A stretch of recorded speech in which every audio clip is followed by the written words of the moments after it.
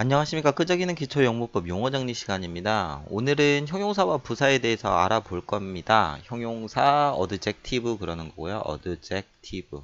우리가 줄여서 그 다음에 부사 같은 경우는 어드버브 이렇게 얘기하죠. 어드버브. 형용사는 사람이나 사물의 상태나 성질, 모양을 설명하는 말이고요. 그래서 형용사에는 뭐가 있어요? 명사를 수식해주는 한정적 기능이 있고요. 한정적 기능이 있고요. 그 다음에 보어의 상태 설명이 되는 서술적 기능이 있지요. 이때 이 서술적 기능일 때 부사처럼 해석되는 경우들이 많기 때문에 부사처럼 해석되는 경우가 있습니다. 부사처럼 해석되더라도 부사 쓰지 않도록 조심하시면 될 거고요. 부사는 장소나 방법, 시간, 정도 등을 설명해주는 말이 부사예요. 보통 그래서 얘는 대표적인 modifier, 수식, 어구이고요. 보통 이히리게로 끝나는 말이죠. 이히리게로 끝나는 말이 부사예요. 학습 목표는 형용사와 부사는 쓰임이 공통 부분들이 많아요. 그래서 쓰임에 따라서 여러분들이 비교하시면 될 것 같고요. 쓰임이라는 것은 뭐 한정 서술 형용사면 그 다음에 부사는 수식어구. 그런데 조금 또 여기서 비교해야 된다는 게 뭐냐면 뭐 형용사와 부사의 중복형이라는 것도 있어요. 형용사와 부사의 중복형. 그래서 한 단어가 형용사와 부사 역할을 동시에 하는 경우 문장에서의 쓰임에 따라서 그 의미를 비교를 해야 되고요. 이런 형용사와 부사의 중복형인 경우에는 만약에 ly가 붙으면 다른 의미의 부사가 돼요. 그래서 어휘 문제로도 출제가 되는 경우들이 있습니다. 그쵸? 그래서 세부적으로 따지면 조금 공부할 것들이 많은데 기본적으로 우리는 정의만 갖고 일단은 얘기를 해봤고요. 빠르게 이제 문제를 통해서 어떤 식으로 적용할 것인지 우리가 파악을 해 볼 수 있도록 하겠습니다. 첫 번째 61번이에요. There were blah blah rainy days last month. Last month 지난 달에는요 비가 거의 오는 날이 없었대요 라고 하면서 이때 rainy days가 주어겠죠. 우리가 수량 형용사라고 하는 부분이에요. 수량, 숫자를 나타내는 수량 형용사를 공부를 할 때 우리는 이것을 이제 명사에서의 종류인 countable on, 셀 수 있는 명사냐, uncountable on, 셀 수 없는 명사냐에 따라서 우리는 보통 구분을 하죠. countable on. 그래서 우리가 많은이라고 얘기를 많은이란 뜻을 가질 때 countable on, 즉 보통 명사와 집합 명사는 many와 결합하게 되고요. 그 다음에 uncountable on 같은 경우는 much와 결합하게 되겠죠. 그 다음에 약간의 의미일 때는 a few, 셀 수 있는 명사일 경우, uncountable on, 셀 수 없는 명사일 때는 a little. 그 다음에 거의 없는이라고 하죠. 거의 없는. 거의 없는. 이럴 때는 그냥 few, 그 다음에 little 이렇게 쓰지요. 그쵸?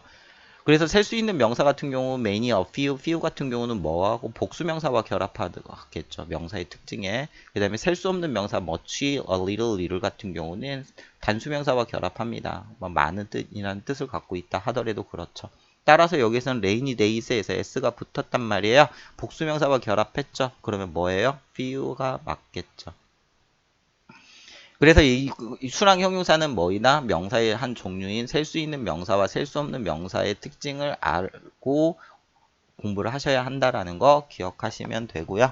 62번 갈게요. We caught on live fish in the river 그랬죠. 우리는 잡았대요. 뭘 잡았답니다. In the river 강에서 많은 살아있는 물고기를 잡았대요. 자, 이 부분도 조심을 하셔야 되는 부분이에요. 왜냐하면 형용사는 한정용법, 그 다음에 명사를 수식하는 한정용법, 보어의 상태 설명이 되는 서술용법이라고 얘기를 하는데요. 모든 형용사가 한정과 서술의 기능을 갖고 있는 건 아니에요. 서술적으로만 사용되어지는 형용사가 있고요. 한정적으로만 사용되어지는 형용사가 있습니다. 보통 이거 공부를 할 때는요. 서술적 용법으로만 사용되어지는 형용사를 공부하는 게 편하겠죠. 왜 그러냐면 대부분의 형용사들이 뭐예요? 어로 시작하는 형용사들이 한정적 기능을 하지 못하고 서술적 기능으로만 쓰여요. 대표적으로 뭐예요? alive. 여기서 alive겠고요. 그 다음에 alike, 뭐 비슷한 이런 데서 alike. 그 다음에 혼자의 alone. 그 다음에 뭐 졸리우네, asleep 이렇게 A로 시작하는 형용사는 명사를 수식해주는 한정적 기능이 없습니다. 그렇죠? 그렇다면 여기에서 fish라는 명사를 수식해주는 한정적 기능이어야 하죠. 그래서 live는 답이 아니야, alive는 답이 될 수가 없는 거죠. 그래서 형용사에서 세부적으로 들어가면 한정적 서술, 모든 형용사가 한정 서술로 쓰이는 것만은 아니다라는 것 기억하시면 되고요. 63번 You must keep. 여러분들은 유지해야만 합니다. 무엇을? In the library, 도서관에서 블라블라를. 그렇죠. quiet 그러면 조용한이고요. quietly 하면 조용하게. 그죠. 조용하게 있어야 해요. 그래서 우리말로 하면 뭐뭐 하게가 맞는데 영어에서는 quiet가 맞죠. 그 이유는 왜 그래요? 여기 보어 자리라 그래요. 보어 자리는 부사처럼 해석이 된다 하더라도 부사 쓰지 못하고 형용사 쓰는 게 원칙이지요. 그래서 quiet예요. 해석으로 풀 수 없는 문제라고 생각이 들고요. 그 다음에 이제 그래서 얘는 그 다음에 이제 64번 같은 경우는 이게 이제 modifier 먼저 얘기하면 modifier예요. modifier. 자, modifier는 수식 구조가 중요합니다. 수식 구조. 앞에서부터 설명해. 여기에서 이제 쓰임에 따른 분류해서 여기에서 설명을 했어야 되는데요. 우리가 특히 modifier, 수식어구 같은 경우는 수식 구조가 중요합니다. 위치가 중요하죠. 왜 그러냐면 위치에 따라서 수식 구조가 달라지고요. 구조가 달라지면서 누가 누구를 수식하냐에 따라서 해석, 즉 의미가 달라지는 경우가 있습니다. 그래서 수식어구의 위치 굉장히 중요하다라는 거 체크하시면 될 것 같습니다. 자, 그렇다면 64번이 바로 그 문제인데요. You are old enough 또는 or enough old to support yourself. to support yourself. 너 스스로를 부양할 수 있게 이러죠. 그래서 얘가 독립하다, 자립하다라는 뜻이에요. 그러면 이제 enough라는 단어를 보시면 enough라는 단어를 충분한이라는 뜻의 형용사로 쓰이는 경우가 있고요. 충분하게라는 뜻의 부사로 쓰이는 경우가 있습니다. 따라서 이때 형용사로 쓰이는 경우라면 명사를 수식해주면서 기본적으로 앞이나 뒤에서 전위수식과 후위수식이 둘 다 가능하지만 보통 전위수식이 원칙인 거고요. 부사인 경우에는 뒤에서밖에 수식을 못해요. 부사인 경우에는요. 제대로 썼는데요. old라는 형용사 뒤에서 enough가 수식해주는 구조예요. 이렇게. 그래서 old라는 형용사를 수식해주는 부사죠. 그러면 후위 수식밖에 못한다. 전위 수식 못하는 거죠. 그래서 이건 가끔 시험에 잘 나오는 부분입니다. 그래서 여러분들은 뭐였다? 나이가 들었다. 어떻게? enough 충분히 나이가 들었는데 충분히는 충분인데 독립할 만큼 충분히 그래요. 그래서 형용사 같은 경우, enough 같은 경우는 형용사일 때, 부사일 때 수식 구조가 달라져서 시험에 잘 나오는 부분 중에 하나다라고 생각하시면 됩니다. 65번입니다. 65번 결론부터 말씀드려요. lately 뭐예요, 이거? 이게 형용사와 부사의 중복형이에요. 중복형입니다. 중복형이에요.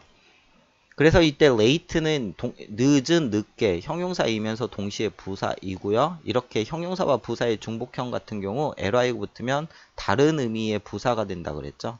다른 의미의 부사가 된다. 그래서 lately는 최근에라는 뜻이에요. 최근에라는 뜻입니다. 따라서 she 그녀는 종종 오죠. to class 수업에 종종 늦게 옵니다. 그래요. 그래서 여기에는 늦게라는 뜻의 형용사와 부사의 중복형인 late가 부사로 쓰인 거죠.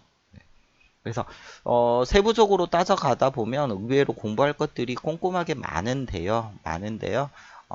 그때 이제 개념만 충분히 잡아주시고 공부를 해가면서 여러분들이 체크를 해주시는 게 훨씬 더 도움이 될 거라고 생각이 듭니다. 형용사와 부사에 대해서 간단하게 알아보았어요. 정의, 학습 목표 잊지 마시고 공부를 하면서 충분히 활용해 주시기 바랍니다. 오늘은 여기까지 하겠습니다. 수고하셨습니다.